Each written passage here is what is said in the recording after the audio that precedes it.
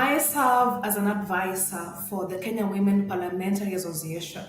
Now, this is an association that brings together all elected members of parliament and senators, members of the county assembly from across the country, ultimately ensuring that the voices of every person in the community is heard. I have seen the beauty of respecting the diversities of women.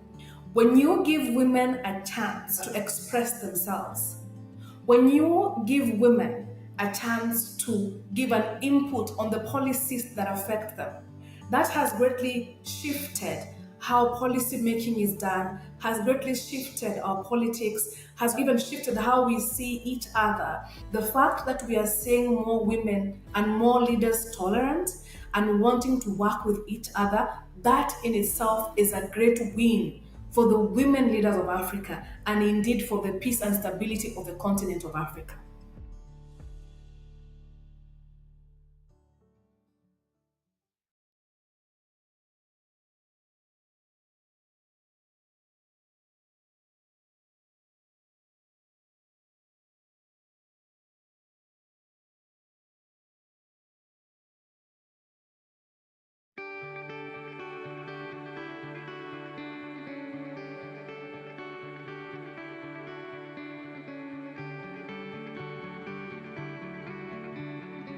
I've been spending a lot of time thinking about how we rebuild a conversation in America in particular, but globally, where folks are able to disagree without hating each other. Pluralism is a fancy word for saying when you've got a bunch of people who come from different backgrounds and have different political interests, how do we build a bunch of different entry points for people to be in conversations with each other? How do you organize yourself so that you can sort out those differences, find some common ground that leads then to the possibility of common action?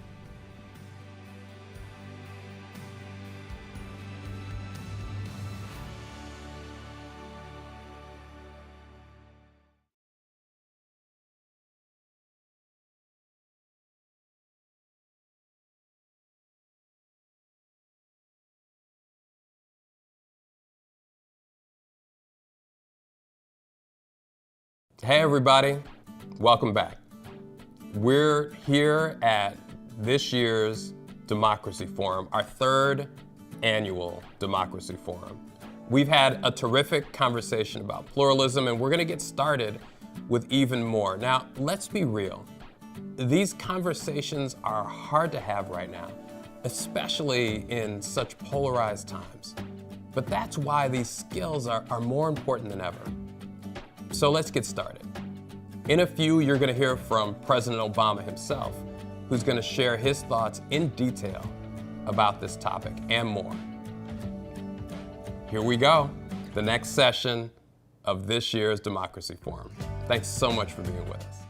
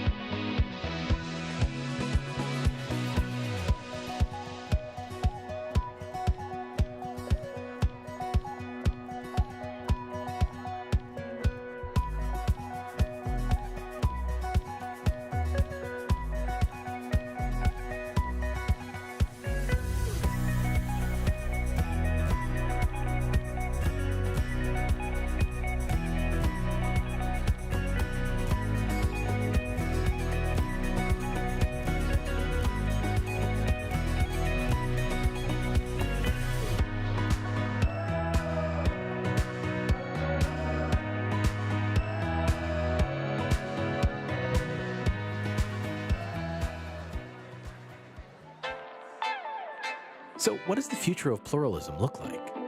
Young voices from around the world understand that solving complicated problems requires all points of view to be heard, respected, and represented, which is why they're bringing people together to foster dialogue, build toward collective action, and make concrete progress in communities. Manu Meal is the CEO of Bridge USA, the largest and fastest growing student movement that aims to embrace ideological diversity and change how we talk about politics. This student-driven organization tackles topics that divide us head-on, while participants learn about one another in the process. Nika Kovac is the founding director of the Research Institute of 8th March, an organization dedicated to advocating for gender and economic equality across Slovenia. Her work has been pivotal in strengthening equal voting rights and influencing legislation on sexual assault. Now, she expands her reach by leading the My Voice, My Choice movement. And Ayinka Jackson is the founding executive director of the Selma Center for Nonviolence, Truth, and Reconciliation, an organization that's bridging the divide between communities that don't see eye to eye on divisive issues such as race, economics, education, and politics. In just a short while, these leading voices will join President Obama for a discussion on how pluralism can drive movements for change. Please welcome to the stage, founder of Increase the Peace, Berto Aguayo.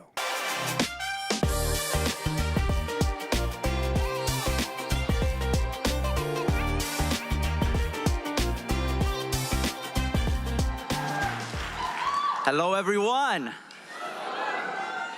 So I have the incredible honor, but also the very hard job of being the hype man for a man that needs no hype. So bear with me. My name is Berto Aguayo, and I am an attorney and the founder of Increase the Peace, a violence prevention organization in the South Side of Chicago. Growing up, I never thought that I would make it past 18 years old, let alone be on this stage today. I was raised by a single mother who left Mexico and came to this country when she was just 16 years old and pregnant with me. She settled in the back of the yards neighborhood on the south side. We lived in a small 500 square foot apartment with 8 other family members. My mom was a hairdresser, my grandma worked at McDonald's, and my aunt worked at a tortilla factory. These 3 powerful women had to work day in and day out to put food on the table and a roof over our head. Even though they would have loved nothing more than to stay home and take care of us.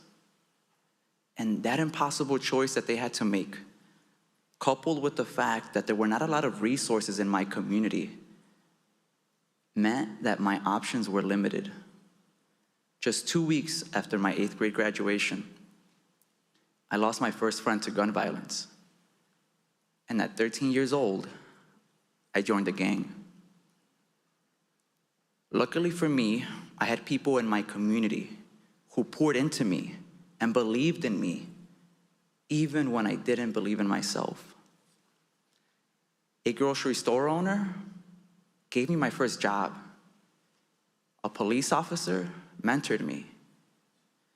And my high school principal connected me to a life-changing job at an alderman's office, where I discovered my purpose of making my community a better place.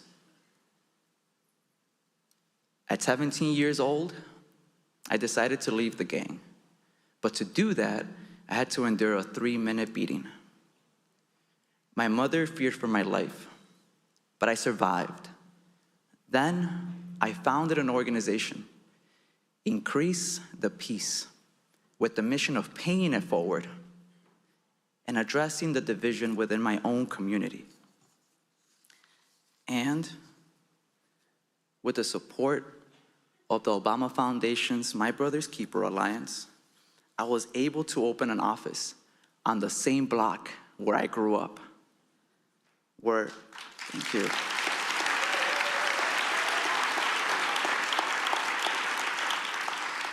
And that allowed us to create a safe space where youth could find and build community. And I stand on this stage conscious that my story is only possible because of my community. And I am overwhelmed with gratitude for the people who raised me and made this moment possible. And to me, that's what pluralism is. People of different backgrounds coming together to lift each other up and make each other's story possible. And that is also the story of our democracy. A democracy whose constitution begins with community. We, the people. Those words don't just affirm who we are. They imply a civic responsibility to build community, to build a more perfect union across our differences. As Cesar Chavez once said, we cannot seek achievement for ourselves and forget about progress and prosperity for our communities. Our ambitions must be broad enough to include the needs and aspirations of others for their sake and for our own. And that's the essence of pluralism. Not just tolerating differences, but embracing them to create something greater. And at Increase the Peace, we've worked to embody that vision. During the George Floyd uprisings, tensions between Black and brown communities in Chicago tested the idea of pluralism, erupting into moments of violence.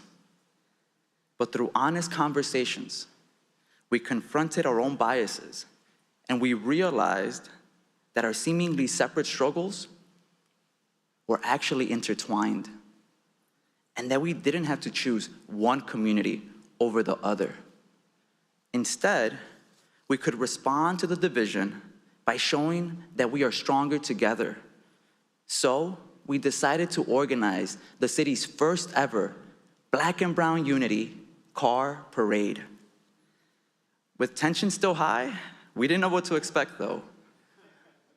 But it worked.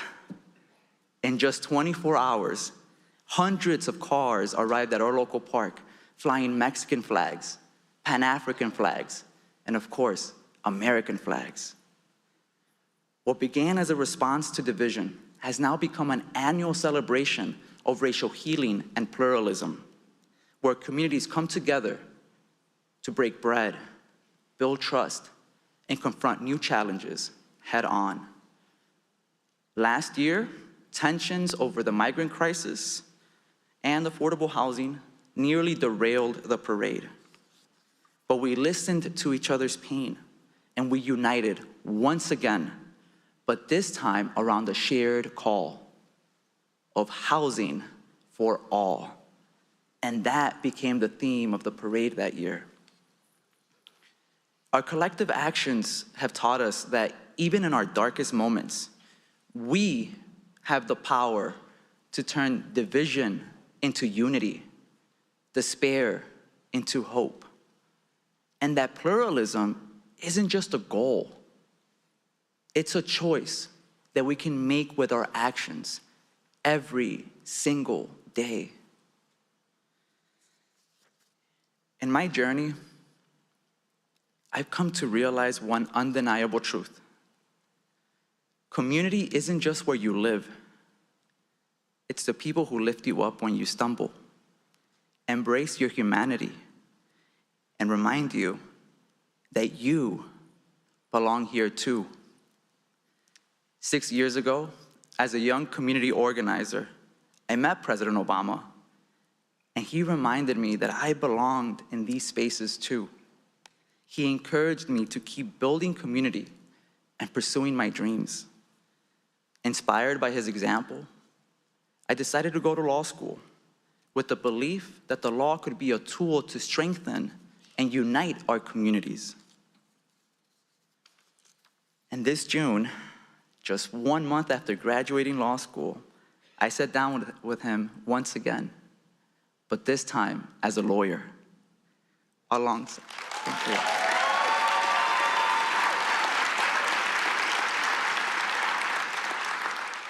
We sat down with him alongside other Chicago leaders to discuss how we were turning the promise of pluralism into action right here in our city. His leadership has shown me that the most important title that we all hold is that of a community member. He's reminded us that no matter where we come from or where we are going, we always have the power to choose pluralism.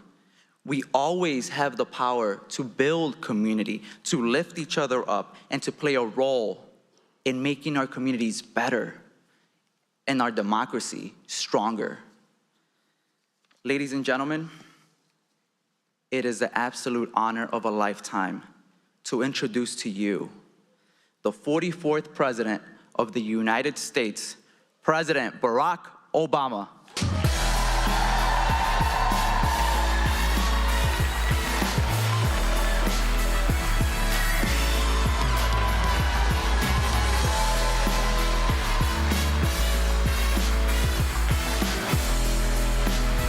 Hello, everybody. Hello, everybody. Have a seat. Thank you. Have a seat. We're going to try to keep this on time. It is good to see all of you. Thank you, Berto, for the introduction. I am very proud of that young man.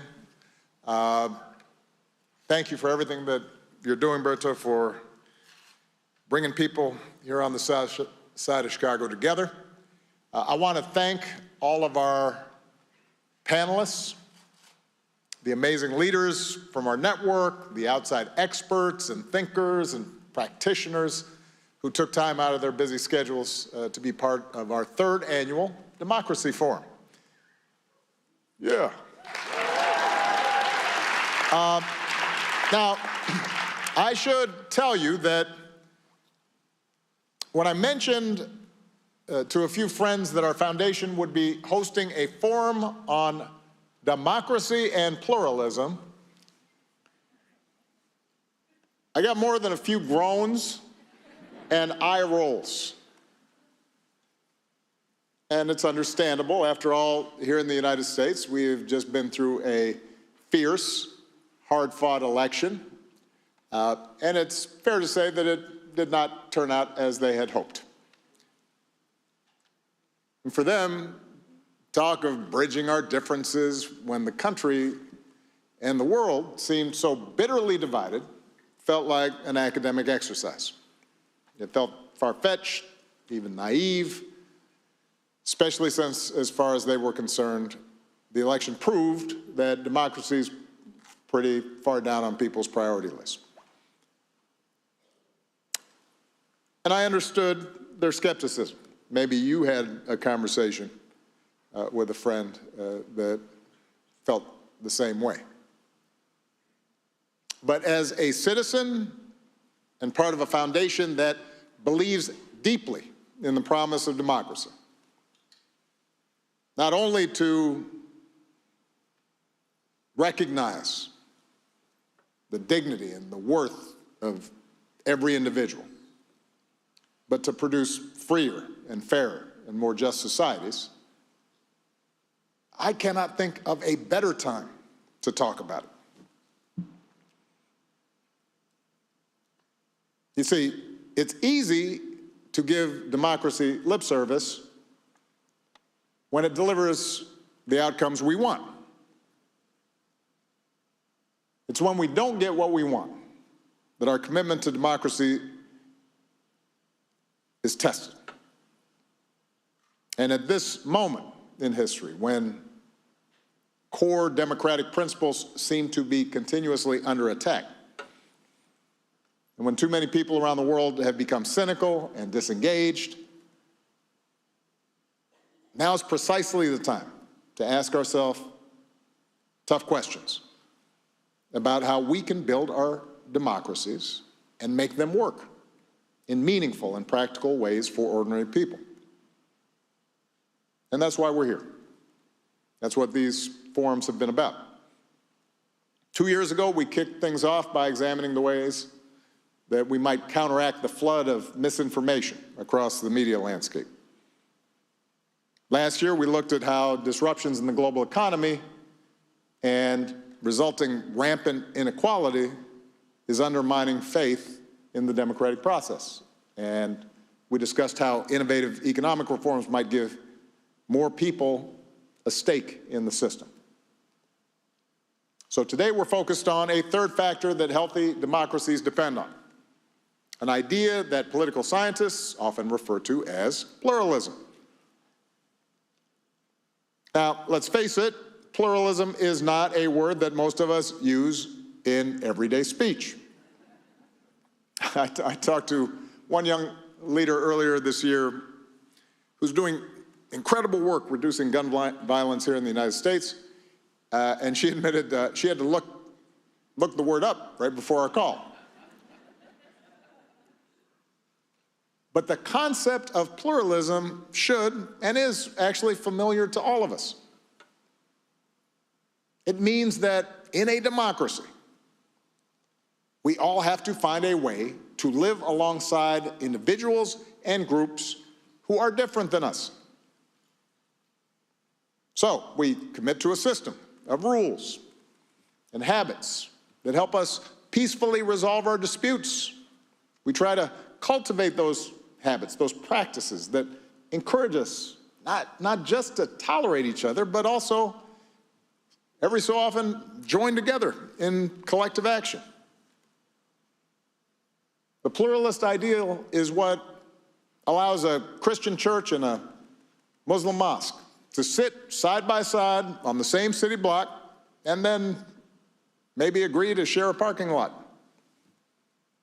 It's what keeps you from pulling down a sign in your neighbor's yard supporting a cause that you find completely irritating. And it keeps him from doing the same to you.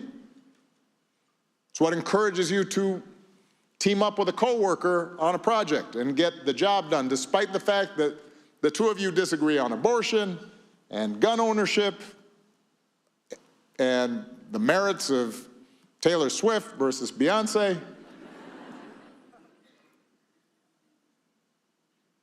So this idea that each of us has to show a level of forbearance towards those who don't look or think or pray like us, that's at the heart of democracy. And it's hard. Even in relatively homogeneous countries, it's hard. It's not easy to maintain. Look what happened just this week in South Korea. But it's especially hard in big, multiracial, multi-ethnic, multi-religious countries like the United States. In fact, one way to think about the U.S. Constitution is as a rule book for practicing pluralism. So you get a Bill of Rights that allows us to think and speak and worship and assemble and vote on an equal basis, free from government coercion. And with that freedom, we can voice our beliefs and try to persuade others and form coalitions and compete for support and eventually elect representatives who will then go and negotiate and compromise and hopefully advance our interests. A majority rule determines who wins and who loses, but the separation of powers and an independent judiciary ensures that the winners don't overreach to try to permanently entrench themselves or violate minority rights. And just like a basketball game or a tennis match, we agree in advance that so long as the rules of the game are followed, the losers will accept the outcome of any given result, even if they still don't like the other side, knowing that they'll have another turn to try and come out on top the next time. So that's the theory. That's how pluralist democracy is supposed to work. It's the story that kids like me who grew up in the 60s and 70s were taught in school, what politicians and journalists wax nostalgically about when they talk about the good old days when both society and political parties were more genteel and less vicious, and America came together to promote the common good. Of course, in America, at least, the reality never fully matched the ideal.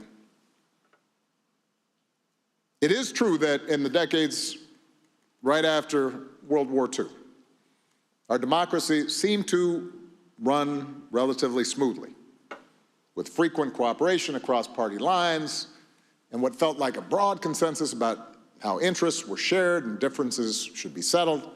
And part of this was the result of America's unique dominance economically in the aftermath of the Great War. So you have industrial competitors all across Europe and Asia who are still digging themselves out of the rubble at the time, which meant that fat corporate profits and rising living standards here in the United States helped smooth over friction between competing groups, between management and labor, or the industrial and agricultural sectors. And meanwhile, the Cold War generated solidarity against an external threat and a shared perspective on the world was constantly reinforced by a handful of TV networks and movie studios, and newspaper chains and magazines that served as nearly everybody's main source of news and entertainment. Everybody watched Gilligan's Island, even if they didn't admit it.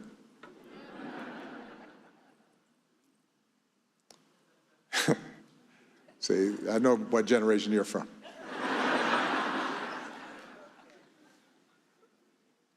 But the biggest reason that American pluralism seemed to be working so well mainly had to do with who it left out. The fact is, for most of our history, our democracy was built on top of a deeply entrenched caste system, formal and informal, based on race and gender and class and sexual orientation. A system that excluded or severely limited big chunks of the population from the corridors of power.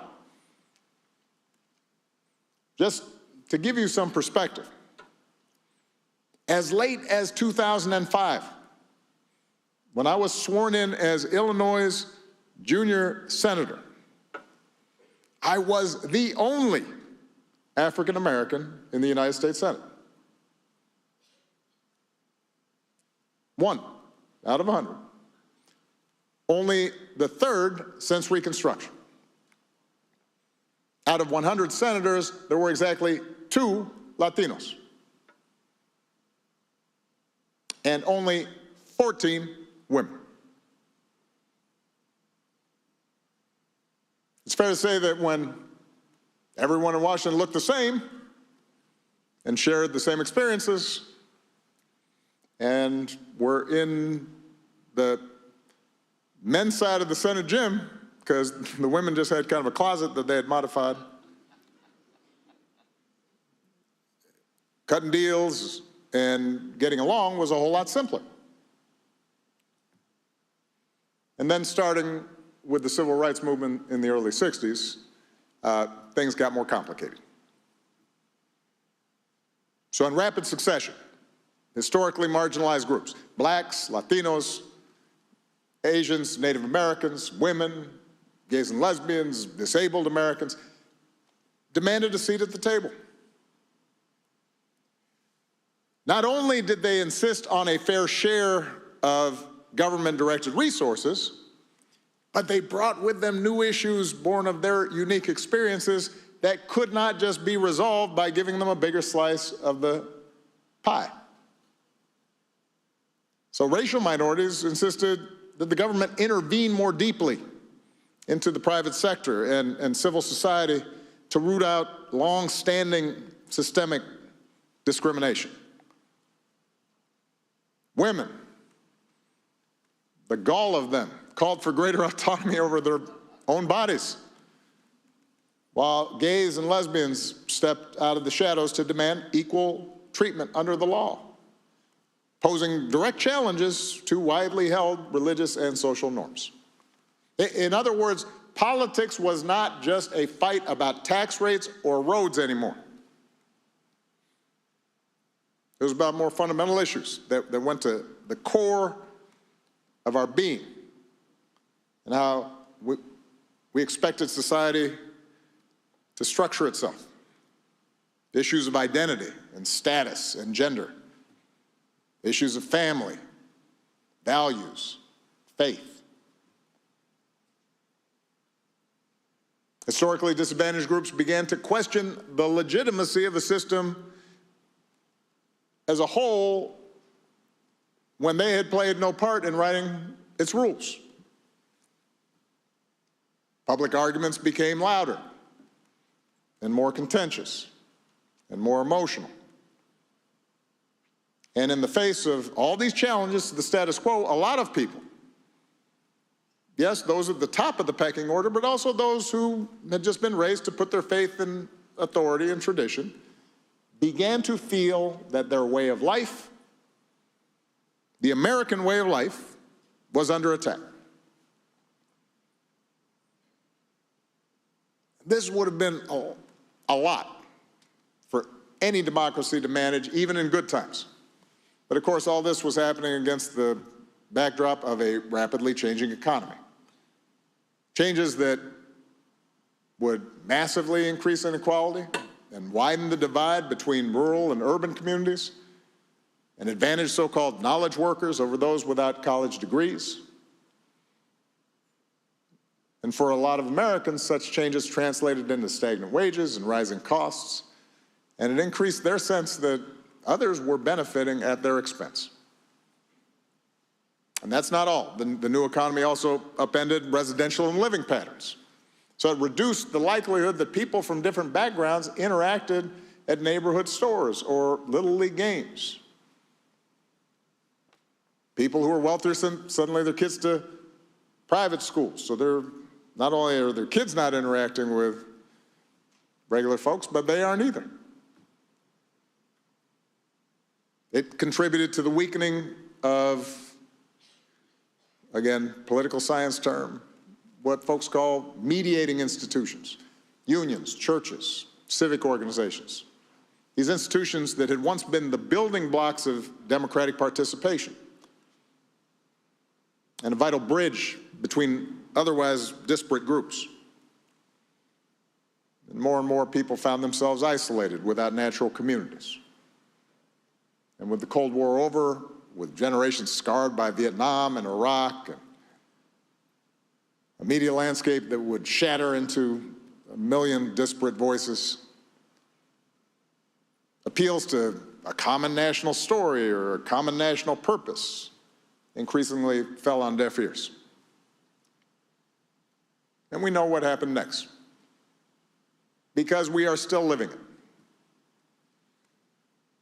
What's been called the great political sorting that started with the mass exodus of Southern white voters from Democratic to Republican parties is now almost complete, with each party more and more uniform in its beliefs, less tolerant of dissenting views.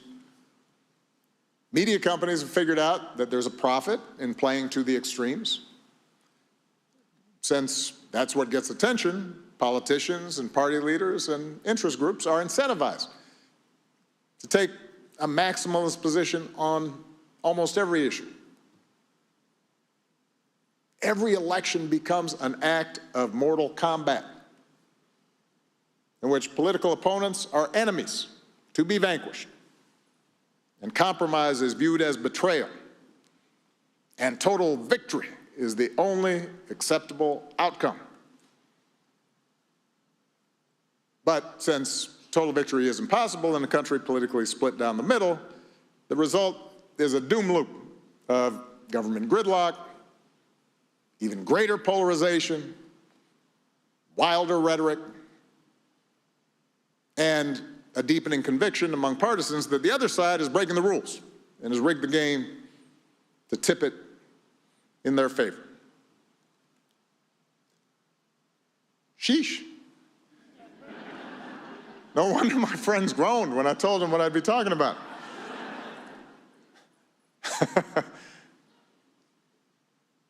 Now, before I go on, let me acknowledge I've been focused on the United States since that's what I'm most familiar with. But it's important to point out the particular struggles of every democracy differ depending on their cultural and political histories. The fault lines of division may be regional and linguistic, like they are in Spain, or religious, as they are in India and Northern Ireland, or ethnic, as they are in my father's homeland of Kenya. But no matter what country we're talking about, the same basic question remains. Can the idea of pluralism work in the current moment? And for that matter, is the concept even worth saving? I believe the answer is yes. I am convinced that if we want democracy as we understand it to survive, then we're all going to have to work towards a renewed commitment to pluralist principles.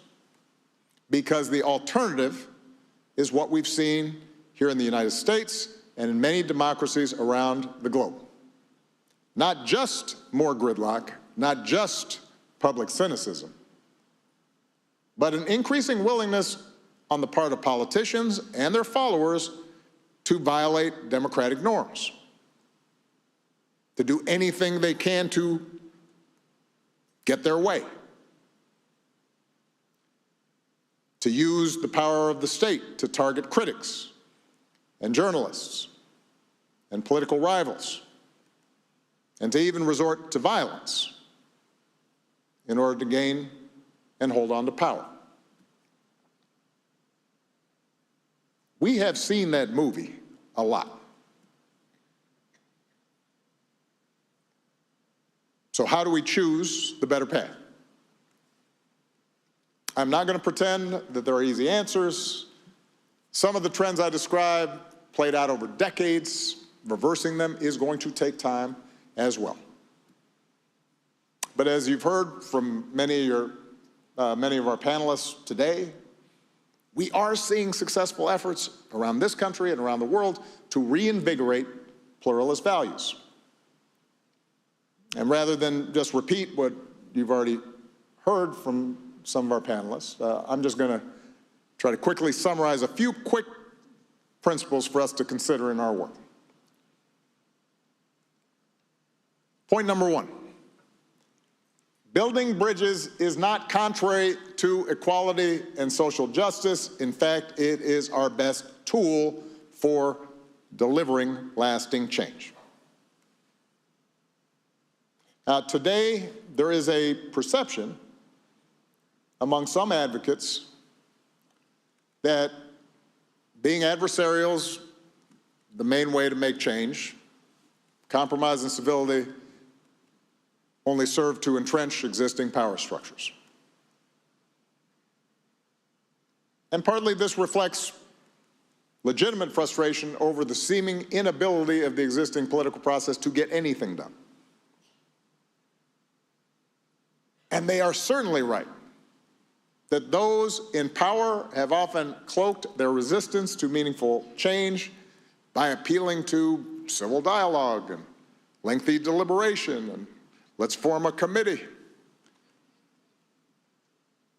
In his letter from Birmingham jail, Dr. King scolded those who counseled patience and seemed more worried about social disruption than rank injustice, saying, there comes a time, Dr. King said, when the cup of endurance runs over and men are no longer willing to be plunged into the abyss of despair.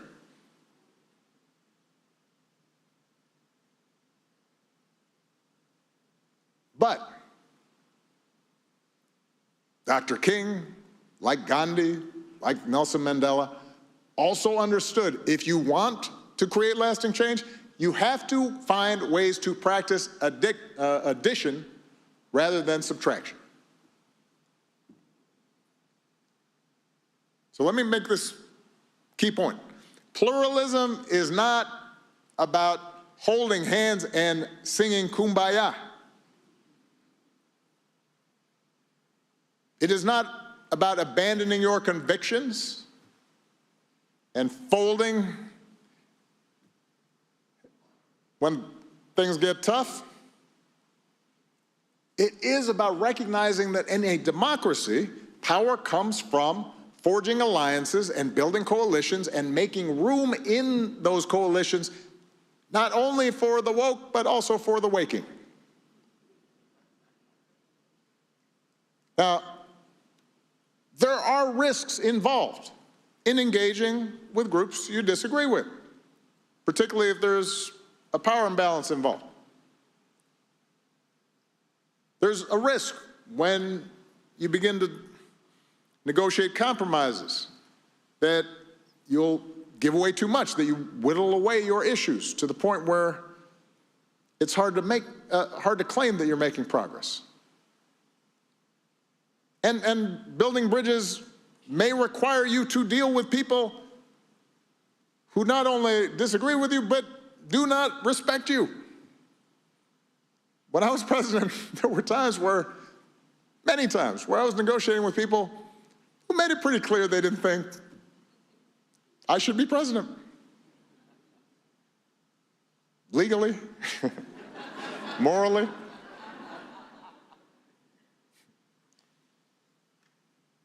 But as long as we're clear about our core principles,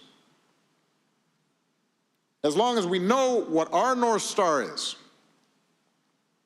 we have to be open to other people's experiences and believe that by listening to these people and building relationships and understanding what their fears are,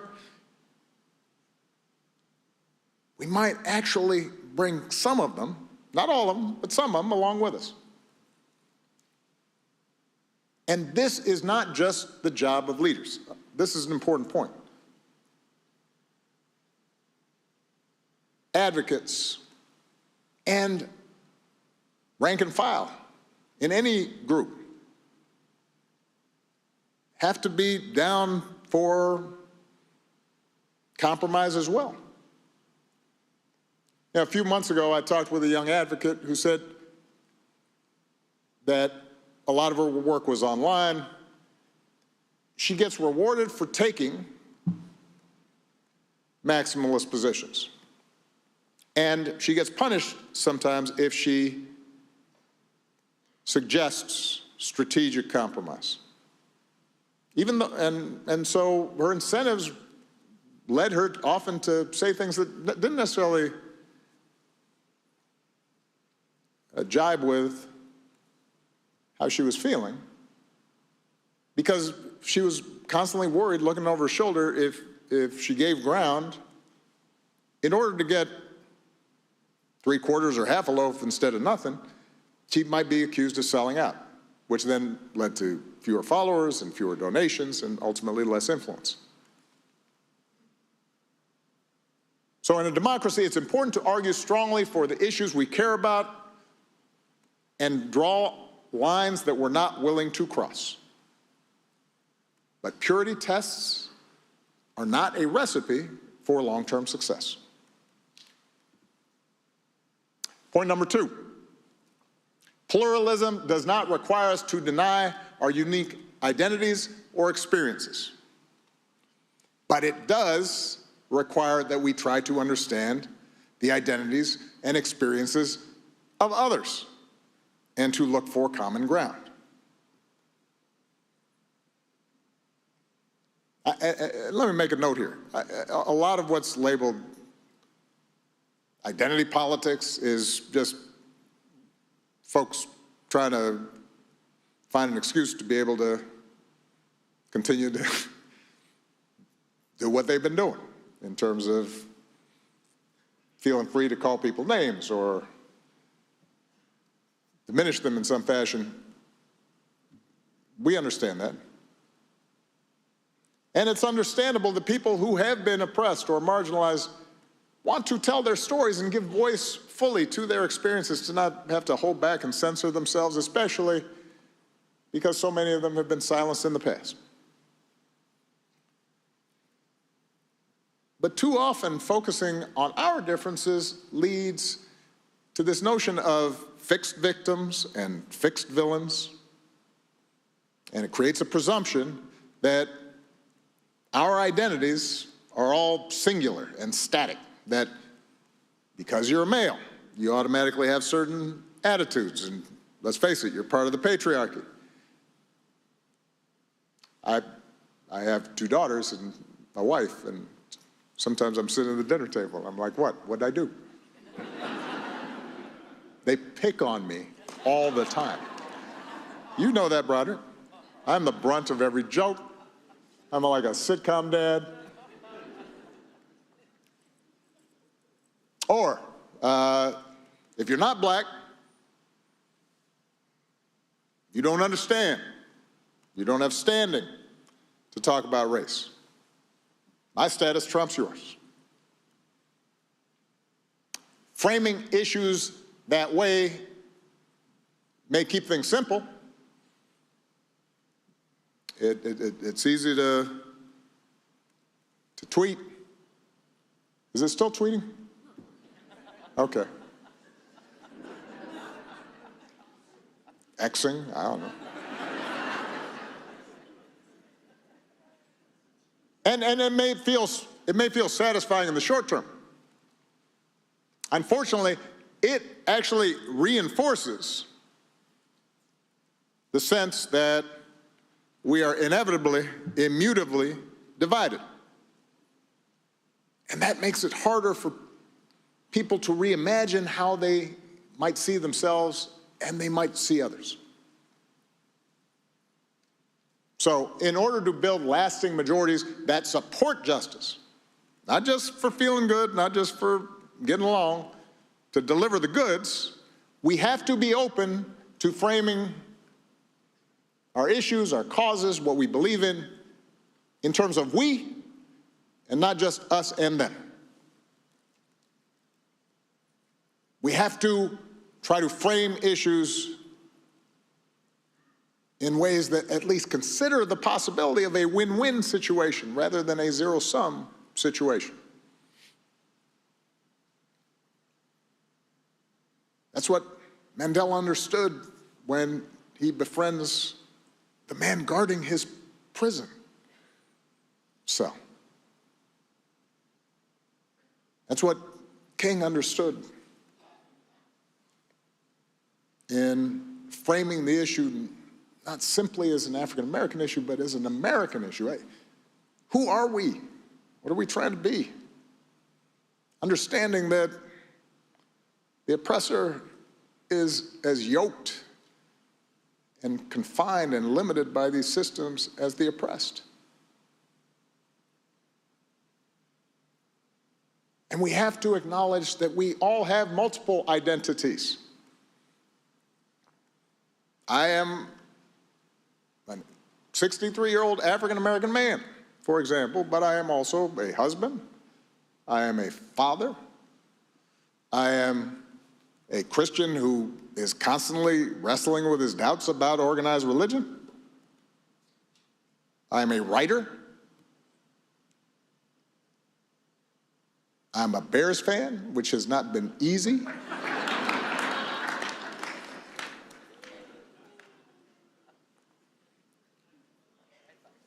Recognizing and listening for those multiple identities as opposed to just looking at somebody and saying, oh, they're that kind of way. Being open to the fact that even the folks we disagree with most might have something that surprises us. That's an opportunity that we cannot afford to miss. Third point. Pluralism works better when it is about action and not just words. Some of you probably remember this, right after George Floyd was killed, you got all these corporations who are putting up ads and hosting convenings, and then they're instituting mandatory seminars for their workers where everybody has to get together and talk about how they're probably racist and how deep the problem runs in our society.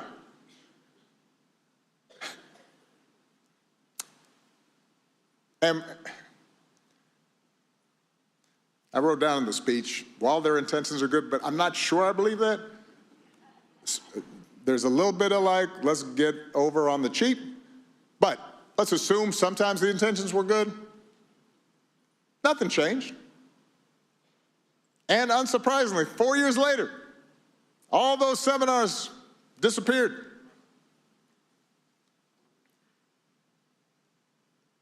Words alone do not build trust. Words alone do not rid people of prejudice.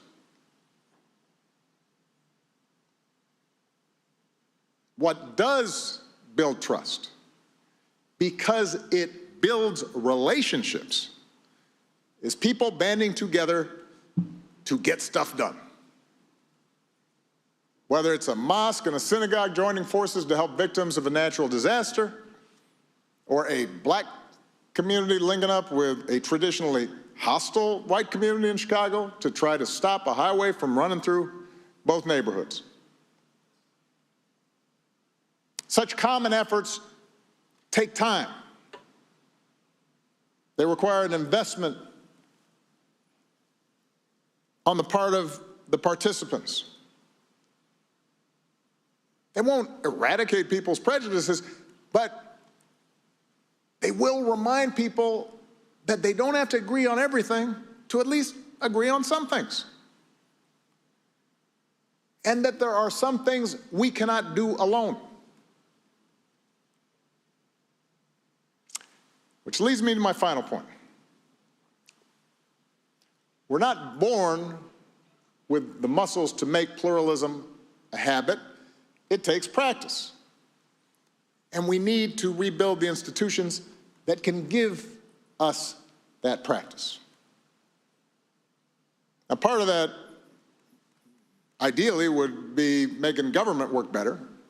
You know, I believe, for example, that if we established nonpartisan redistricting here in the United States, it would encourage more candidates to compete for every vote, as opposed to just appealing to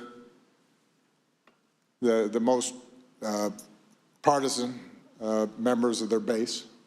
But let's face it, in our current polarized environment, political reforms are probably not going to happen anytime soon, at least not the ones I want to see. Which is why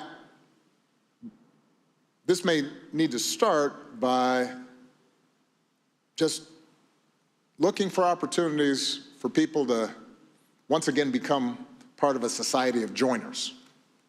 Create more organizations from elementary school all the way through adulthood that bring people together to do something. And I'll give you an example. At a time when organized religion all across America is struggling, and in some cases, in some denominations, collapsing, mega churches are actually growing in leaps and bounds, in some cases really quickly. And while I'm sure there are a whole bunch of reasons for this, one of the reasons is that mega churches understand belonging precedes belief. If you show up at one of these churches, they don't start off peppering you with questions about, have you accepted Jesus Christ as your one and only Lord and Savior? Quiz you on the Bible. They invite you in, introduce you around, maybe give you something to eat, tell you about all the activities and all the groups that you can be a part of, from the Young Adult Social Club to the Ballroom Dance Group to the Men's Choir, which, for those of you who are not familiar, that's where they put folks whose voices aren't quite good enough to be in the main choir, but who are allowed to perform maybe once every fourth Sunday.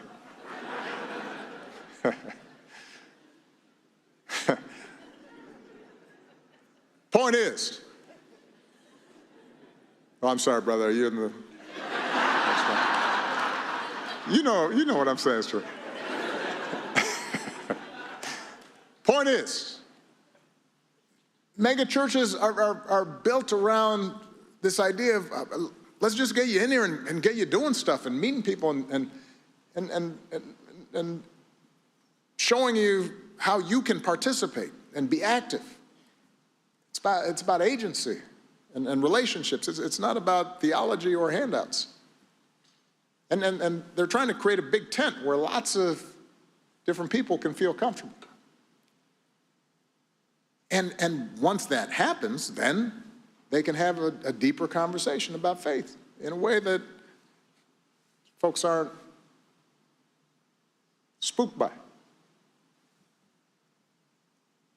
And what megachurches are doing is actually also a good argument for localism.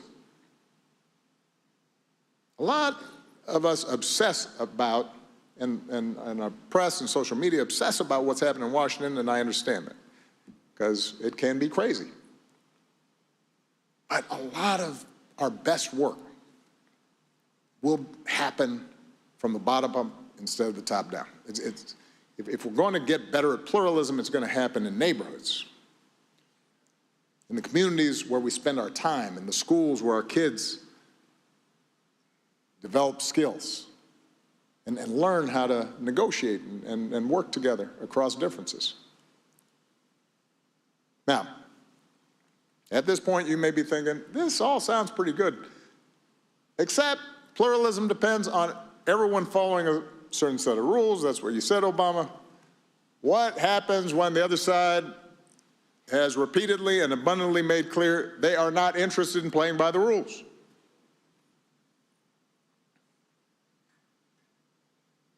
It's a problem. And when that happens, we fight for what we believe in. There are going to be times, potentially, when one side tries to stack the deck and lock in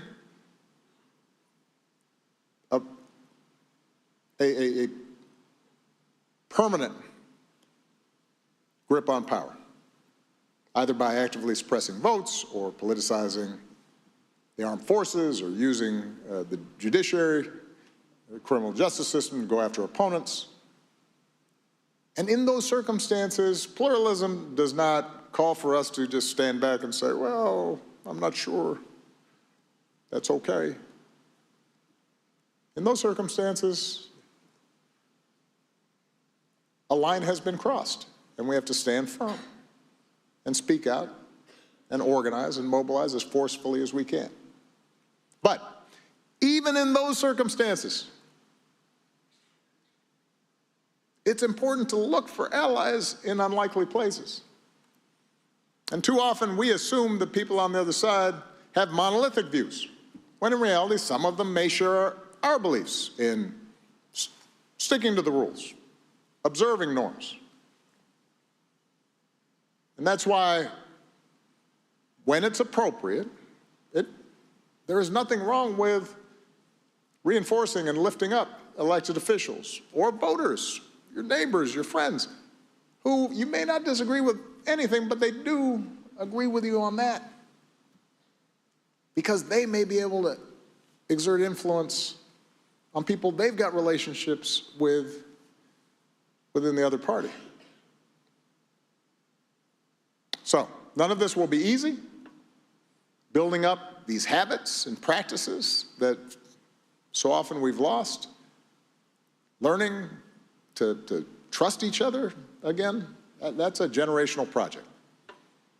Which is why I am so excited about the young people, some of whom you've already heard from today and who you will hear from in a moment, who are experimenting with different ways to do this.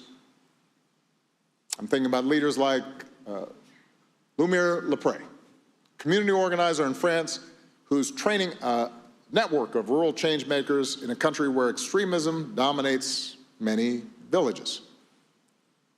Or Ayu Kartika Dewi, who started a program in Indonesia that sends children and their mentors to different parts of the country during school holidays to live with a family from a different cultural background.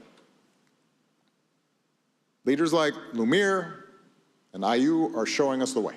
And what they're discovering is that when they apply the principles we just talked about, when they listen, they recognize their multiple identities, seek out common experiences and common values, they're not just strengthening democratic habits.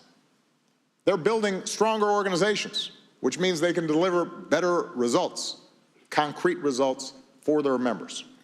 That is the power of pluralism. That's how we break this cycle of cynicism that's so prevalent in our politics right now. And ultimately, that's how we're going to solve some of the greatest challenges of our time.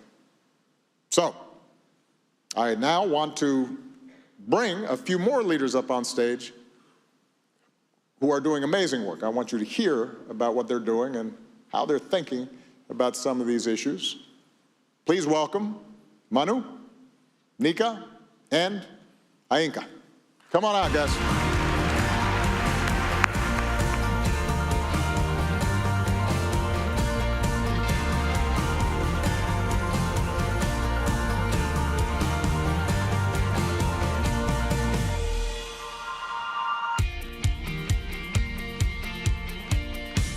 Testing, 1, 2, 3. Can everybody hear me? Okay, so these are some pretty impressive people. Some of you may know them. I am going to let them introduce themselves, but I figured for efficiency's sake that I should probably just go ahead and ask a question, and then we'll just go down the line and you can introduce yourself and describe what you're doing while you're doing it. So here's my first question. All of you are doing work in this pivotal moment in very different contexts, but you're all grappling with some of the polarization division that we've been talking about at this forum. So just start off by telling me what's your basic approach, and give me maybe a brief sense of what you found most successful in what you've been trying to do and what hasn't worked so well. Nika, let's start with you. Okay, so I will start with a secret. I think that often authoritarian leaders and people in power try to convince us that we are more divided than we actually are. I think that most of us want the same thing. We want safe home, we want to be able to pay the bills, we don't want to see kids being killed in terrible massacres, and we want clean environment. And the story that I want to tell you is the story how we, in times of authoritarian government, decided to unite around common values. So we decided that it is not enough just to protest, but we decided to form a big coalition when government decided to attack the water. And this coalition was just terrible. We were so annoyed by each other. We didn't agree almost about anything. We were totally different. But at the end of the day, we always knew that we want to protect water. And we decided to believe in each other and in common value. And when you do this, magical things started to happen. People started to write to their neighbors about protection of water. Trade union of taxi drivers was driving people to the referendum about water that we called. Retired people and high school kids were on the streets speaking about water. And on the day of the referendum, under authoritarian government, half of the country came, and we won by 87%. That's pretty good. Yes, but there was one person that was for me the most annoying person ever. And he is now a mayor, a really conservative mayor, of the most environmentally attacked city in Slovenia, called Anhovo. And I think I fought with him more than with any of my exes. But at the end of every day, we... Hold on a second. How many exes do you have? I'm teasing. You guys but at the end don't need to know that. I will just continue and ignore this. But at the end of every day, we decided to trust each other. And this movement, this referendum, was basically a force that helped to change the government in Slovenia. And after a couple of months, the community of this small conservative city came back to my organization and they said, we need your help again. A lot of people is dying because of air pollution, because of lung cancer, and we want to change the law to protect the air. And again, the crazy feminists and the super conservative people formed a campaign, and we won this year again. And in the meantime, I started to coordinate a campaign for safe and accessible abortion in Europe. And I started to get a lot of attacks in my home country. And for me, this is quite hard because whenever I go to a public speaking engagement, I think that something will happen to me. So I had a talk about abortion in a city close to the city, this rural conservative city, and I thought that something bad will happen. But when I came to the venue, there were all these super conservative men laughing, waving, and being there. And I knew that they were there because that time they showed solidarity to me. And when I finished the speaking engagement, they all said, we will help you with the campaign. And this story is for me like something that is giving me hope in these hard times, because if you stick to your common values, if you see humanity in people, you get weird new friends, but also you can change the society. That's fantastic. That's a great example. So let me give a little context about Selma. When the Selma Center for Nonviolence was founded in 2015, Selma was deeply segregated, deeply divided. We were founded during the Bridge Crossing Jubilee amidst the 50th anniversary of the Selma to Montgomery March, Bloody Sunday, and lots of issues. 2014, Selma was our county was the poorest in the state. 2015, most dangerous place to live in Alabama. In 2016, the 8th most dangerous place per capita in the country. And we believe that broken relationships have led to broken economies, leading to broken communities. And so we started with those broken relationships.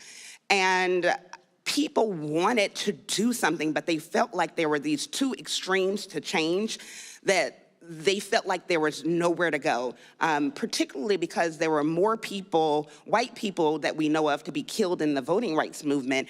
People had learned to stay in their place. Even if they didn't know the history, they knew the culture, they followed the culture, and they followed the tradition. And so we were very intentional about creating another space, this safer, braver space. And with creating a restorative culture, you use what you have in common to ensure that everybody has what they need. And sometimes, for me, that has been using my faith. I'm Christian, and though our organization is not a religious institution, we believe in people being their authentic self. And though many of the people we work with live out their faith very differently than mine, I believe that multiple truths can be true. Multiple things can be true at once.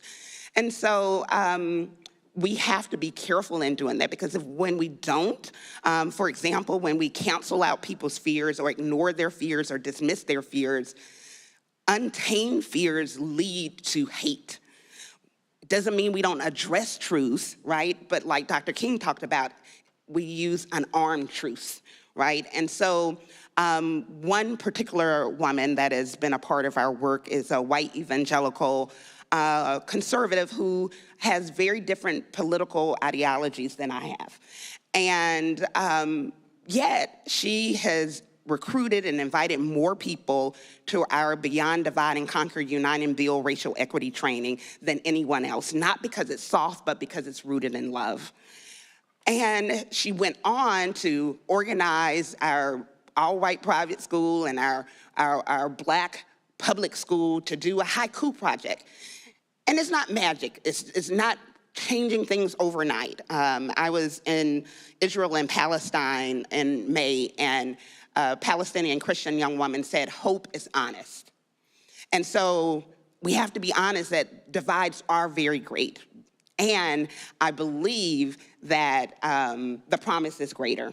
I believe that Selma will change the world again, that we will be a model of the beloved community, and people won't just come for our history, but they'll come for our healing. You know her? Look at you, oh, cheering for your girl. Manu. Man, I should have brought my crowd plants. Got to. Obama USA leaders. Well, I'll say. Go. in the House. I'll say, Nika and Anka, it's been an absolute pleasure to learn about your stories over the last few days. To the Obama Foundation, thank you for organizing this topic. I'm grateful for everybody listening about this subject because I want to bring us back to a day that changed the trajectory of my life. So, President Obama, as I was hearing your speech and I was hearing us thinking through this subject, the one question that's been on my mind today is the question, how close are we actually to pluralism? How close are we? Because, we can think through and talk about, should we have this conversation? Should we be pluralistic? Should we reach across the aisle? But I'm really curious about how close is this country?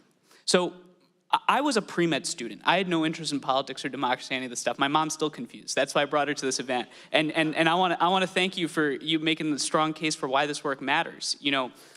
February 2nd, 2017, I was a freshman at UC Berkeley. I was walking back from my math seminar, and there was protests in the distance and violence. And now this is Berkeley, so that's sort of par for the course. There's nothing special about that. But what was different about that moment was I was walking past this cafe, and inside the window was broken in. It said CNN, UC Berkeley students protest free speech.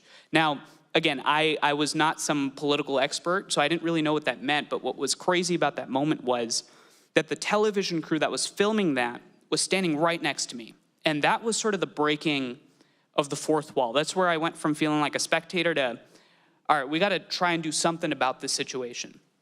Now, those protests happened because a speaker came to campus, and the next day, me and some random folks, one of whom my co-founder and best friend Ross Irwin was in the audience, we got together, and we said, let's create a space for the protesters and the protested to have a conversation. Now, you're sitting here, we're having this conversation 7 years later. That's a very naive proposition. After the largest protests in Berkeley's history since the 60s, when Dr. King came to campus, we're going to try to, not political experts, we're going to try to get some of the most extremes in a conversation in a week after that. Well, we showed up. And you had that feeling in this room, right, where everyone is walking on eggshells. There's people that you can tell there's anger in their eyes. They're showing up with their fists clenched. People are not really sure where this conversation is going to go. And you certainly have the sense of, what's the point of all of this? What's the point of all of this? This conversation starts, and my friend Ross had a really smart idea. He said, what if we forget politics for a second? Let's just talk about who we are as people. Like, forget why you invited the speaker. Forget, why why we protest as a speaker, what the limits of free speech are. Let's talk about our moms. Let's talk about our family. Let's talk about, why are you actually in college? Why did you skip class? What drives you? And man, that vulnerability cut through human ignorance like a knife through hot butter. I learned one thing that day, and that is that we radically overestimate how divided we are, and we radically underestimate the power of a conversation. So I'll just wrap with this, which is, as we think about how close we actually are, I think we live at this time where we've let the worst caricatures of the other side define everybody on the other side. And the question becomes, well, what do we actually do about it? And my proposition would be that the chapters that we're building across the country and these student leaders that we're working with, as they're executing and organizing these dialogues, they're finding that most people in the real world are not the Twitter mob. And so the question becomes, how do you elevate that silent majority? And the way that I see my work is, how do you build a real movement around dialogue and pluralism, not as a defensive activity, but as this tool for actually thinking about how you're going to pull off, as you were articulating, the most ambitious democratic experiment in the history of humanity? That's terrific. As I know all of you are familiar with, the statistics bear out, the surveys bear out what all of you are saying, that even in this deeply polarized moment, and I'm most familiar, obviously, with the statistics here in the United States, the most extreme, not only viewpoints, but also the most extreme attitudes towards the other side are actually among this small group that is most actively engaged and involved And the people who are not actively engaged and involved actually do not jibe with any of this stuff. Don't even really track many of these disagreements and are just a bundle of contradictions, which, by the way, we all are. Certainly I am. And so that is a powerful starting point. I do want to ask, though, because all of you told sort of heartwarming stories. I want to ask about when you feel like you've kind of made a mistake in this process, either because you made assumptions about somebody, like your, hardcore mayor friend, or that turned out to be disproven. But you might want to also talk about the fact that, well, sometimes you make an assumption that, all right, we have something in common, and somebody disappoints you, or or for whatever reason, maybe because you approached it, you never were able to build the sort of relationship you were hoping for, and what you learned from that. I just think that it's, hope is honest, and I think it's important for us not to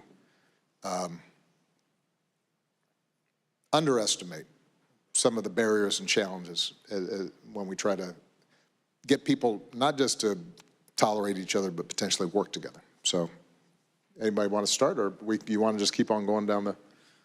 Go ahead. I mean, I do mistakes every day, and luckily I have much smarter team than I am. Me too. Yeah, and one of the mistakes that I did almost was in the time of the authoritarian government. We were campaigning to change the definition of law about rape, and the Christian Democrats called a session in the parliament about sexual harassment. And I said, I'm not going there, I was invited. This is just for their political points, they will attack us, and I'm not showing up there. And my team said, are you stupid? Like, you will go there and you will tell the stories of women who experience sexual harassment, and you will demand systemic change from all of the members of parliament. So I usually do what they say, and I went there, and I went to the session, and I started to say those stories of these women. And at the end, I said that we need members of parliament to change the legalization to protect victims of sexual harassment. And across me, like this, there was this member of parliament, this woman from Christian Democrats, like a party where I almost never agree with. But she was looking at me, and she said, I hear you, and I will do something that no one will think that I will do. I will be the first one to support your law. And in the next moment, a woman from the left raised her hand, from the most extreme left party, and she said, I'm with her. We are all here to support the victims of sexual harassment.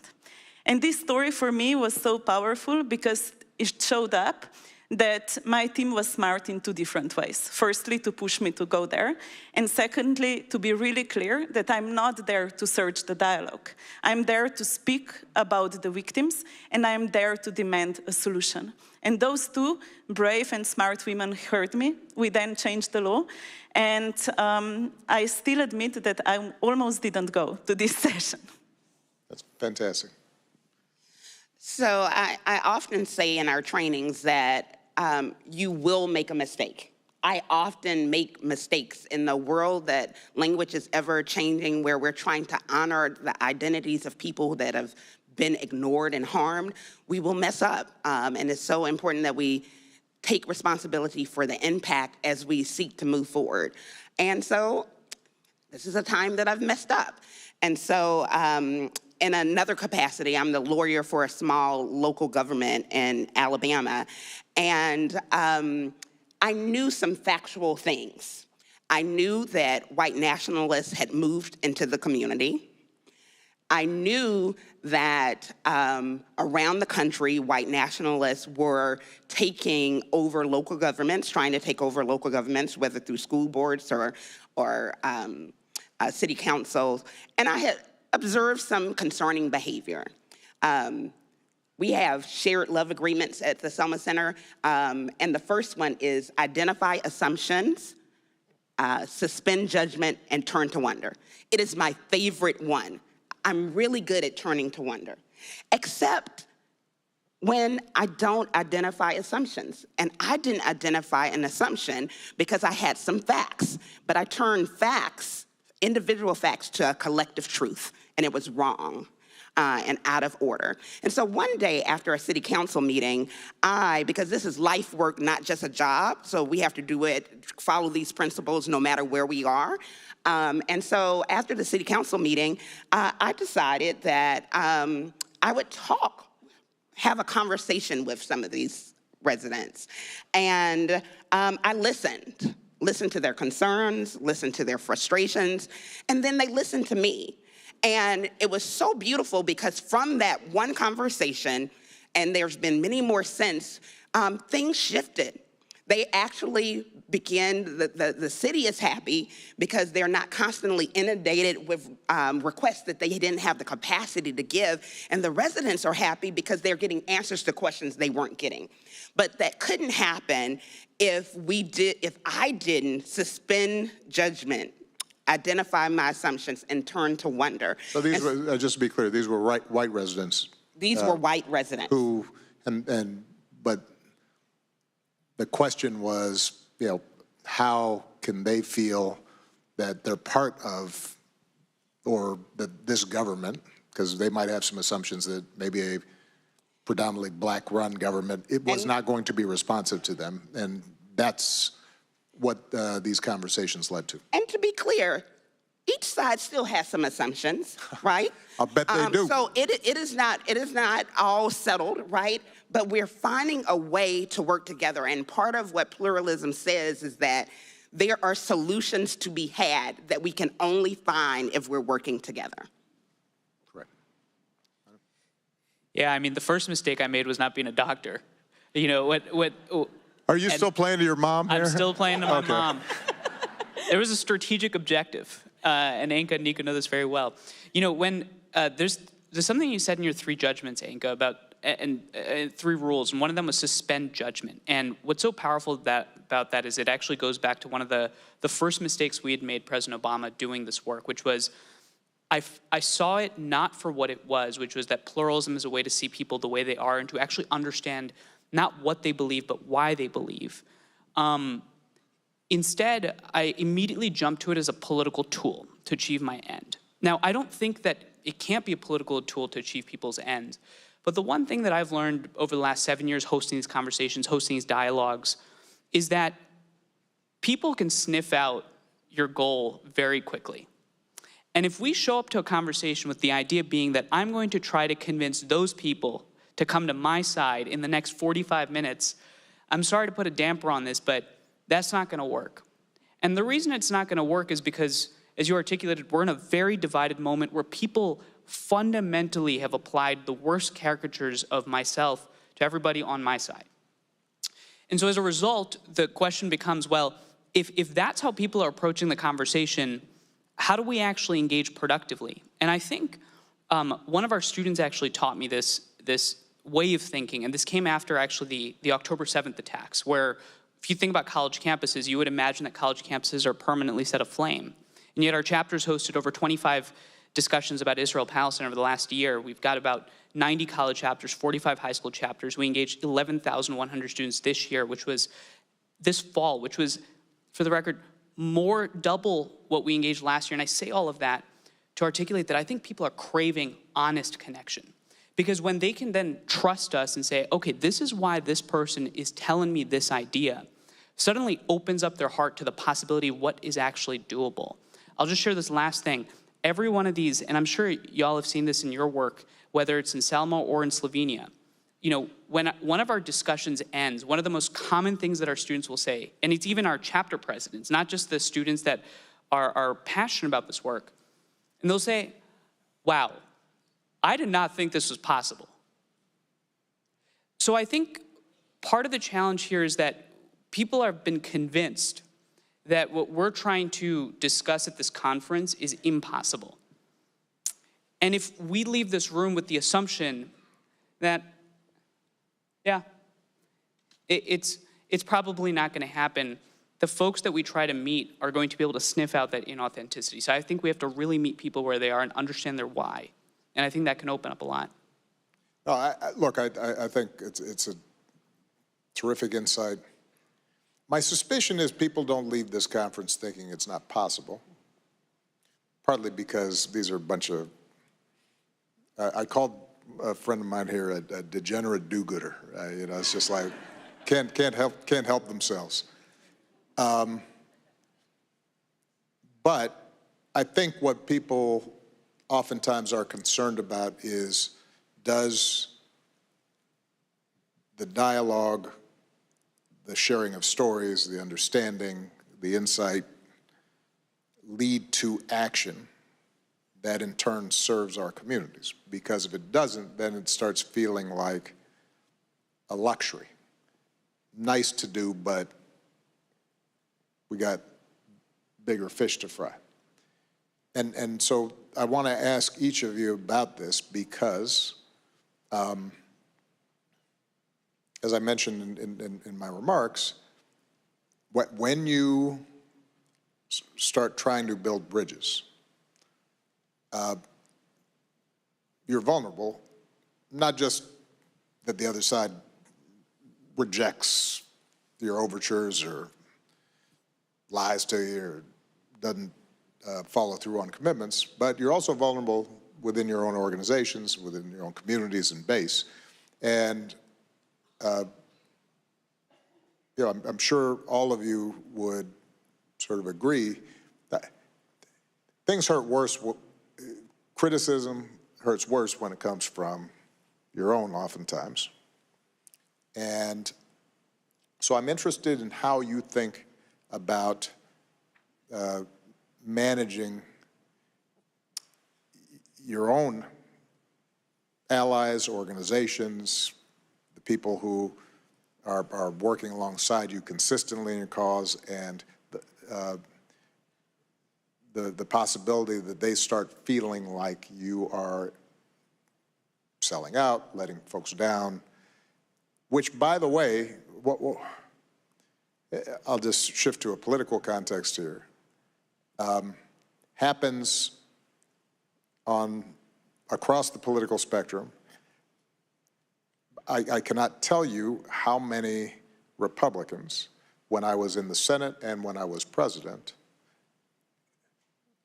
I actually knew better, were oftentimes feeling as if they were taking positions they did not believe in because a base had been activated or a media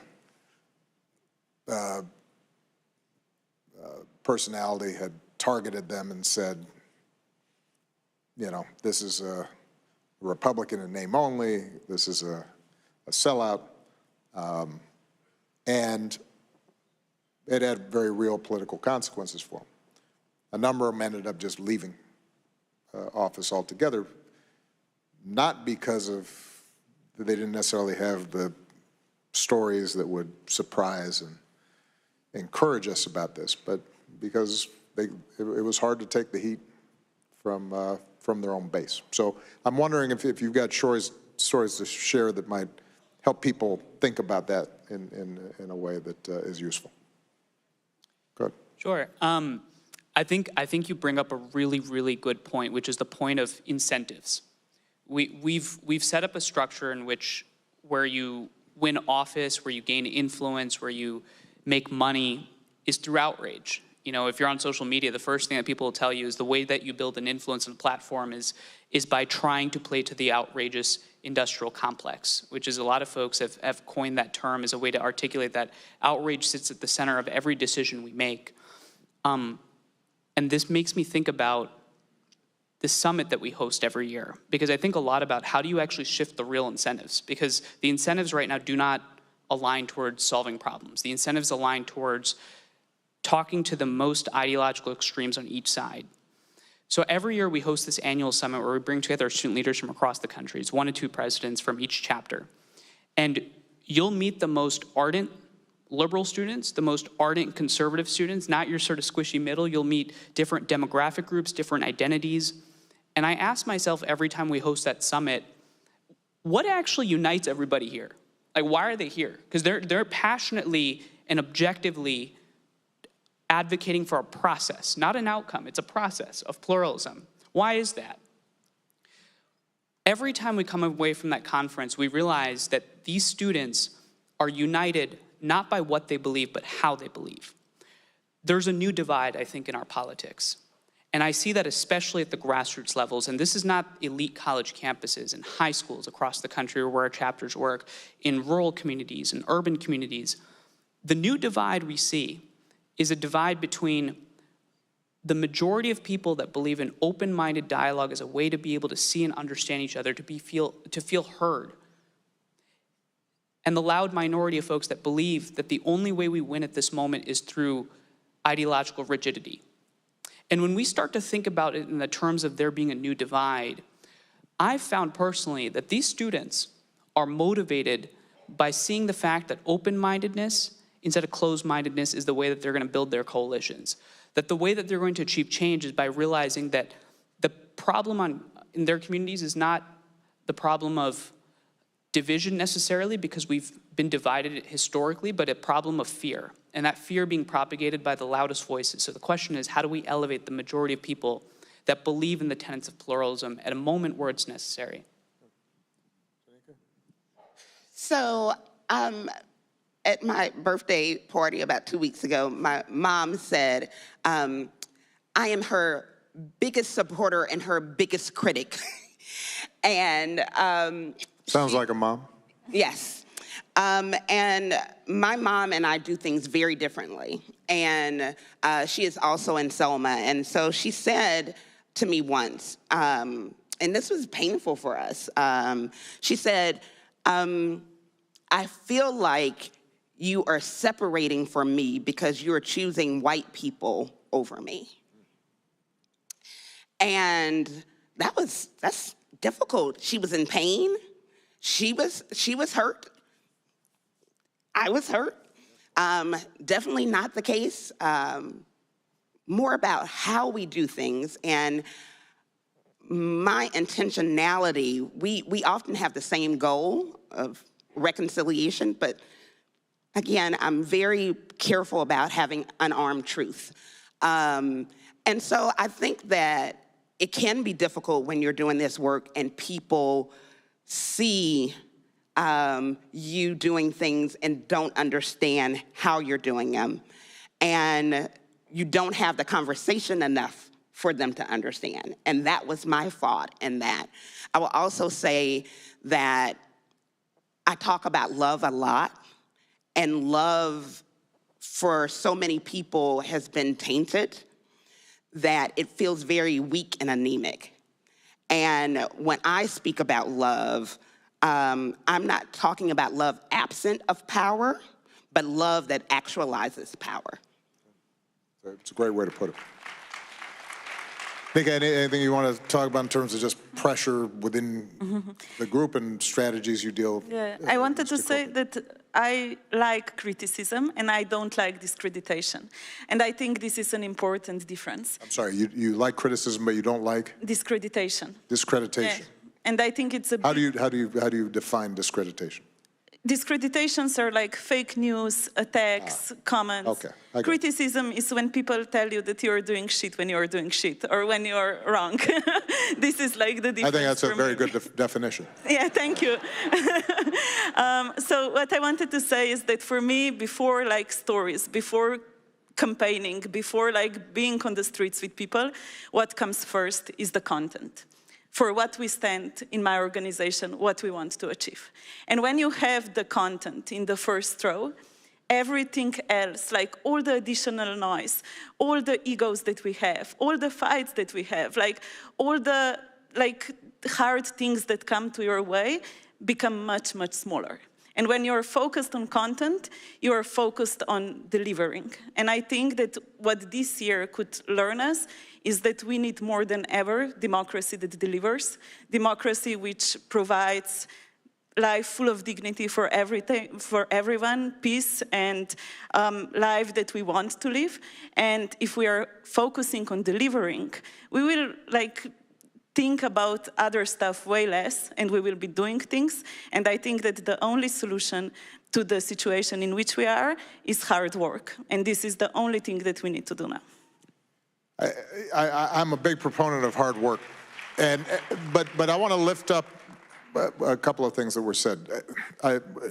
That powerful story, Anika, that you told about the conversation with your mom, and then you said, you've got a process, but she's not always seeing it, right? And it is a good example generally of effective leadership in a pluralistic society doesn't just require you to be spending all your time focused outward. If you want to be an effective leader in a pluralistic democracy, you actually have to spend more time inward in terms of making sure people know what you are doing, what you're trying to accomplish, that you have set a common goal that we all agree to. Here's our rationale. You can criticize, maybe you disagree with my strategy, but a lot of times I think people will, they may still criticize your strategy, but if they know that you're coming from the right place, then it will be criticism as opposed to discreditation.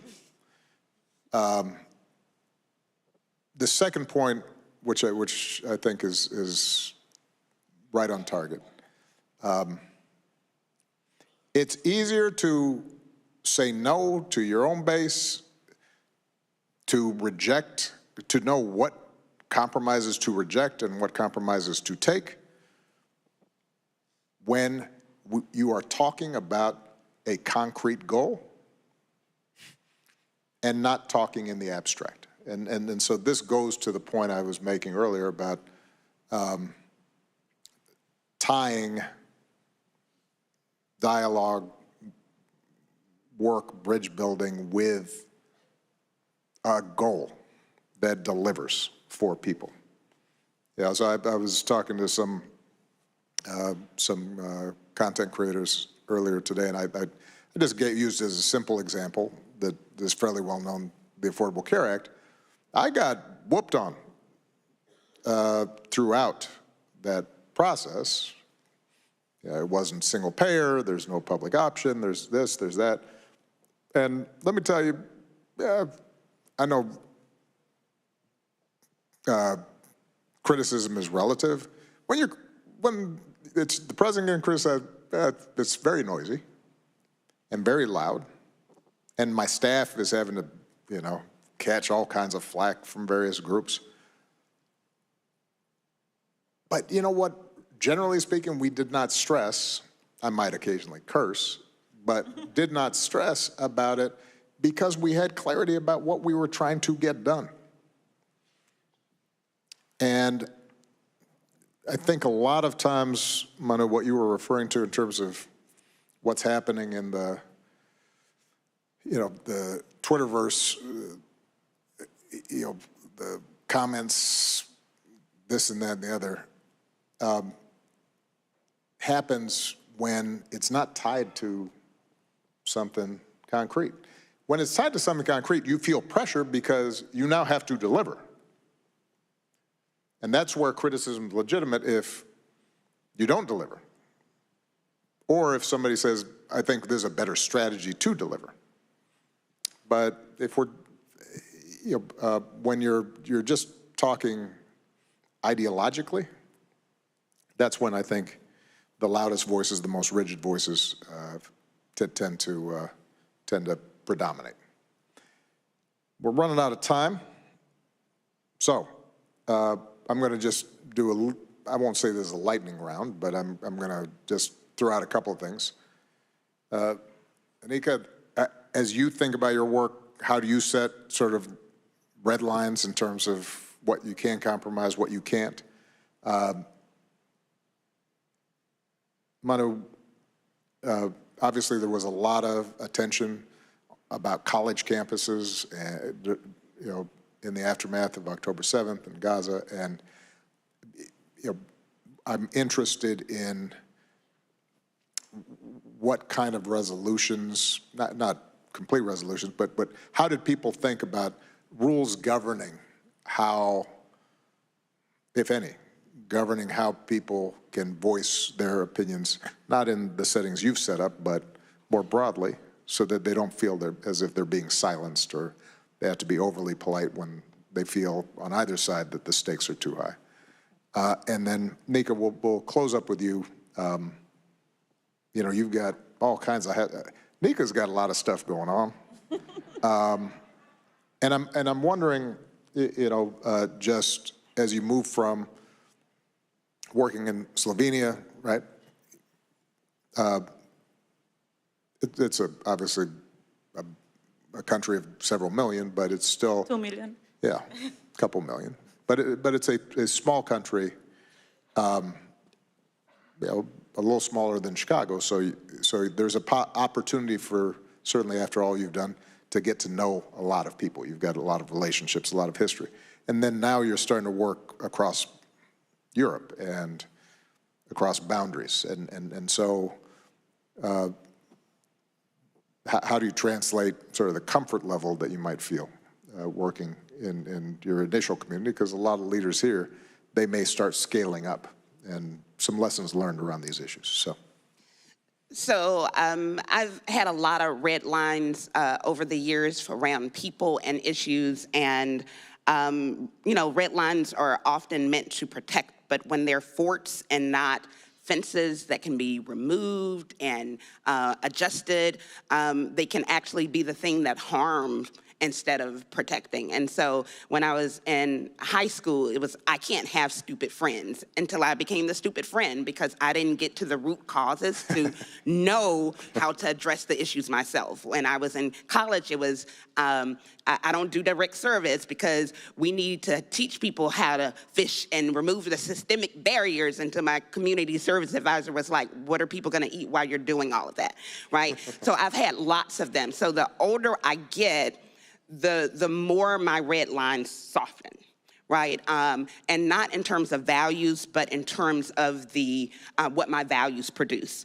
And so I think I know that my red line is love. I feel like we've tried all the other ways, and we fail. And so my question is, like, what would it look like if we institutionalize love? Like, what would our court system look like if love was the goal? And so victims, survivors, the person who did harm, the community, everybody got what they need. What would the schools look like if we institutionalized love and every child had an individualized plan, nurturing their gifts, talents, and skills so they could prosper from it? And so I think that, we can't build the beloved community without being the beloved community. And so we've tried all these other ways, and ultimately, like Dr. King said, I'm sticking with love. Love is my red line. Okay, I like that. Madam? When you think about the work that's happening in colleges across the country and high schools across the country, the theme that everyone will echo in all of these discussions is this is one of the first times they felt loved. I'm being honest with you. Like, I don't think we realize, at least, I don't know, I've not been doing this work as long as a lot of the folks here, and there's some amazing mentors that I've got here and a lot of great lightning talk speakers beforehand, but I think we underestimate how actually lonely people are. I really think we do. And I think we also don't actually realize that when we feel lonely, a lot of other people feel that same way. So when you think about inculcating an environment on a college campus or in high school, in an academic environment where the North Star is we're actually going to reward learning, where people are going to feel comfortable, because if they can't challenge each other's ideas here, where else are they going to challenge their ideas? I think the key lies in accurately diagnosing the problem. And I would posit to say that the problem is not division. The problem is not that there's too many ideas and we can't figure it out. The problem is that there's a culture of fear. And that culture of fear is built not by most people in this room, or frankly, most people in American society. That culture of fear is built by the loud minority of voices that benefit from being loud.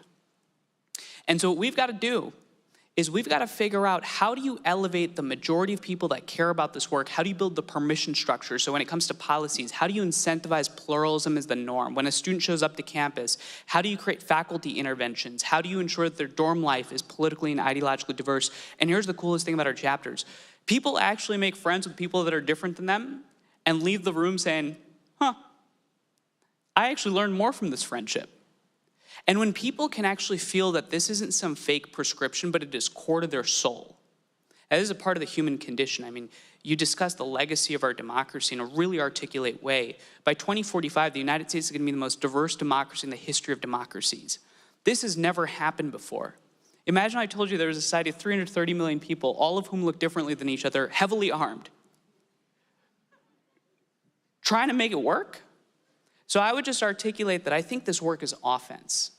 And I think young people are ready to pick up the mantle of dialogue because they see this as the tool for the moment right now. Okay. So I spent 1 year at Columbia as Obama scholar, and at that time, yeah, so at that time I became obsessed with two different ideas. First was that it's not enough that I do campaigns in Slovenia because it is too little, and that we need to scale up on the whole Europe because we need a European movement. And because I was in US just in the time when constitutional courts take away the reproductive rights, I became obsessed with the idea how to make sure that Europe don't become US. And the thing that we decided to do was that with my fellow Obama leaders from the program which I visited like 2 years ago, was to start leading a campaign to collect 1 million signatures to protect abortion on the level of European Union. All the people said, I mean, most of the people said that we will never make it, that we are crazy. But we decided firstly to use social media ads, to use like fancy words, like flashy campaigns, and the thing didn't work. And what we realized when we were building this like large-scale movement is that actually you need to do it in the same way again and again. Go to every single city, go to every single community, talk with people, invite with you politicians, invite with you small businesses, invite with you like different people that you would never imagine. And with this, you can move a change. And right now, we have more than 900,000 signatures, and we will succeed. Well, I know you'll succeed, because that's what you do. Well, look, I could not be prouder of the work that all of you are doing. And the way you articulate and describe your work, I'm sure has inspired the audience, not just here in the auditorium, but folks who are watching. I just want to emphasize to everybody that you can hear the degree to which these are some soft-hearted but hard-headed people. They're not doing this because they've got nothing else to do. And they are looking for practical results. And that, I think, maybe is a thought to leave all of you with. This idea that there is a contradiction between listening to others, hearing their stories, identifying potential connections, that there's a contradiction between that and your convictions. That somehow, if you really have convictions, then you aren't interested in that. That's something I really want to dispel. And just to give you one final example of the practical benefit of what we're talking about, for you to achieve the aims that you have, I'll just use a very brief example. I was elected president primarily because of a bunch of 20-something-year-olds who were running around Iowa for a year.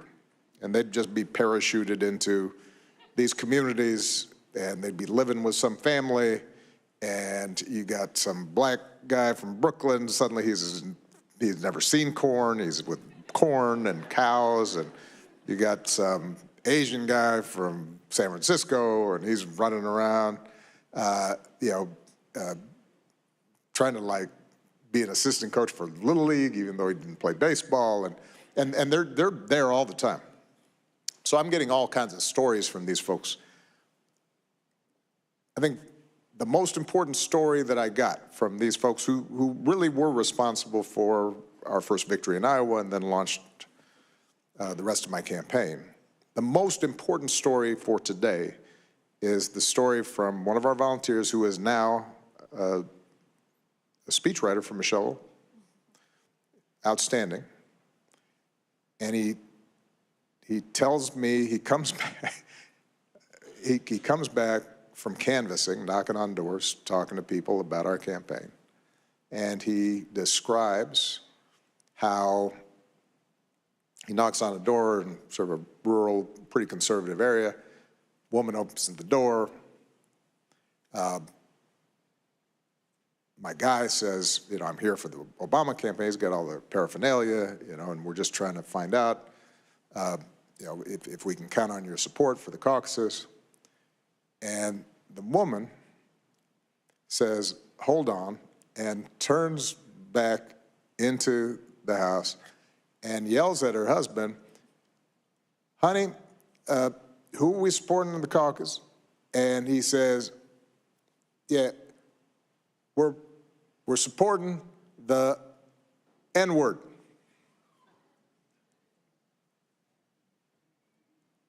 Yeah, we're supporting the, and she turns back and says, yeah, we're supporting Obama. And my canvasser marks it down. 2 points from that. 1, it's a game of addition.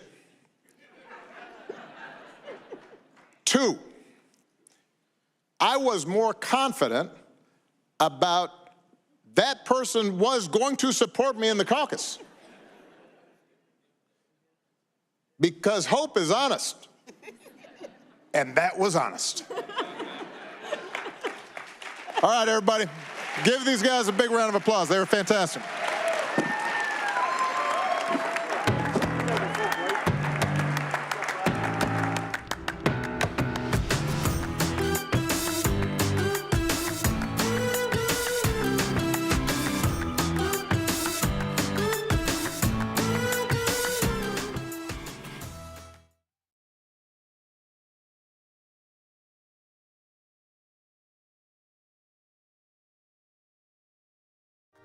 For now, thank you for joining us virtually for our 3rd annual Democracy Forum. We've had important conversations about democracy and pluralism. This conversation doesn't end today. This work doesn't end today because we're in it for the long haul. The Obama Foundation sees this work as a generational project. So continue the dialogue with us at obama.org, and we're building a home for this work on the south side of Chicago. It's called the Obama Presidential Center, and we're opening it up in spring of 2026. So I will see you there. I will see you at obama.org, and thank you again so much for being with us today. Bye now.